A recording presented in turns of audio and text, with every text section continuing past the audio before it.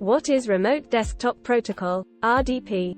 RDP is a proprietary tool developed by Microsoft as a communication protocol. This tool allows its users to remotely connect to any Windows machine on their local network or via the Internet.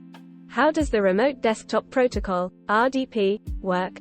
RDP works on a client-server model. The user originating the RDP, local system, request must have an RDP client software running, and the remote system being accessed, remote desktop, must be running an RDP server software. Notable properties of RDP. 1. Smart card authentication. 2. Bandwidth reduction. 3. Multiple displays are supported. 4. Users can disconnect temporarily without logging off. 5. Local printers can be used. 6. Shared clipboard. 7. Applications on a remote desktop can run on the local computer. 8. Support for transport layer security, TLS. 9. Support for faster connections. 10. Support for session shadowing. Is RDP encrypted?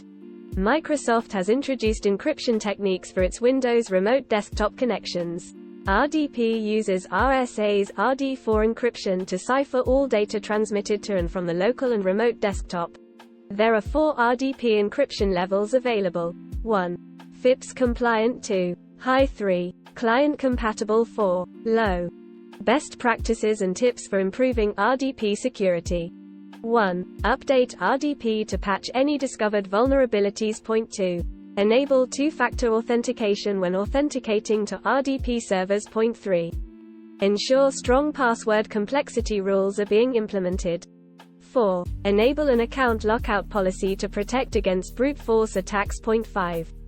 Change the RDP port from default port 3389 to some other custom port number. 6.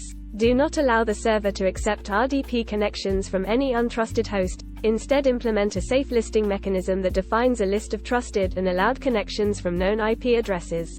7. Implement the Zero Trust policy and the principle of least privilege by granting remote access to only those who legitimately need it. 8. Enable network-level authentication, NLA.